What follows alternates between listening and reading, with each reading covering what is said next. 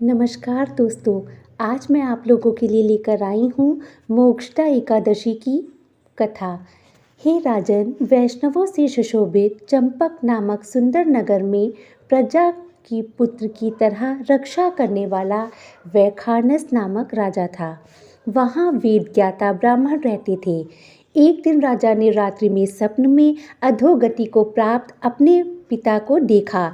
यह देखकर उसे बड़ा आश्चर्य हुआ। उसने ब्राह्मणों से कहा, मैंने स्वप्न में अपने पिता को नरक में पड़े हुए देखा है। पिता ने मुझसे कहा कि हे पुत्र, मैं अधोगति में हूँ, मेरा उद्धार करो। इस प्रकार कहते हुए पिता को मैंने स्वयं देखा है। उस समय से मुझे शांति नहीं मिली। यह विशाल राज्य मुझे असत्य और दुखदाई मालूम होता है। घोड़े, हाथी और रथ मुझको अच्छे नहीं लगते। धन आदि कुछ भी मुझे सुखदाई नहीं लगता। स्त्री पुत्र मुझे अच्छे नहीं लगते। बताइए मैं क्या करूं? कहाँ जाऊं? मेरा शरीर जला जाता है। हे ब्राह्मणों, जिसके द्वारा मेरे पूर्वजों का मोक्ष हो जाए, ऐसा दान, व्रत, तप, योग कुछ तो बताइए। जिसका पिता नरक में है, उस बलवान पुत्र के जीवन में क्या लाभ? उस पुत्र का जन्म व्यर्थ है। ब्राह्मण बोले, हे नृप, यहाँ पर्वत मुनि का आश्रम पास में है। वे भूत भविष्य वर्तमान सबको जानते हैं। जिनके पास आप जाइए। वह दुखी राजा उनका वचन सुनकर मुनि के आश्रम में गए। वह आश्रम बहुत विशाल था। शांति प्रकृति के ब्राह्मण प्रजा और मुनीश्वरों से सुशोभित था। ऋग्वेदी, यजुर्वेदी, सामवेदी और अथर्ववेदी मुनियों के बीच में बैठे हुए पर्वत मुनि ऐसे मालूम होते थे मानो दूसरे ब्रह्मा जी हों। राजा ने वहां जाकर पृथ्वी पर साष्टांग प्रणाम किया। मुनि ने राज्य के 7 अंगों की कुशल पूछी और कहा कि तुम्हारा राज्य निसंतक तो है और राज्य में सुख शांति तो है। राजा बोला, हे विप्र, आपकी कृपा से सब कुशल होने पर भी कुछ विघ्न उपस्थित हो गया है। हे ब्राह्मण, मुझे कुछ संदेह है, उसको आप दूर करिए। पर्वत मुनि राजा के यह वचन सुनकर नेत्र बंद करके भूत भविष्य को खोजने लगे।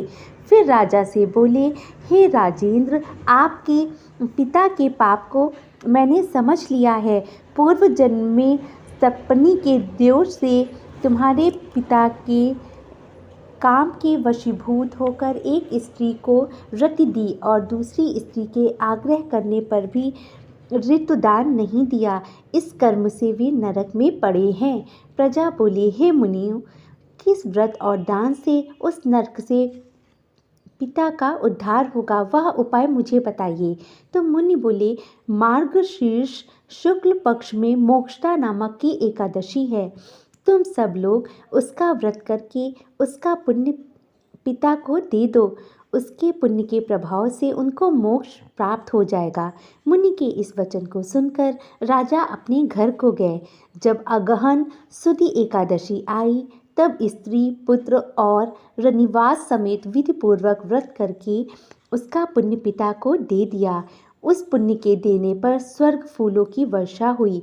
वैखानस का पिता देवताओं की स्तुति करता हुआ स्वर्ग को गया और आकाश से स्पष्ट शब्दों में राजा से बोले, हे पुत्र, तेरा सदा कल्याण हो। यह कहकर वह स्वर्ग को चला गया।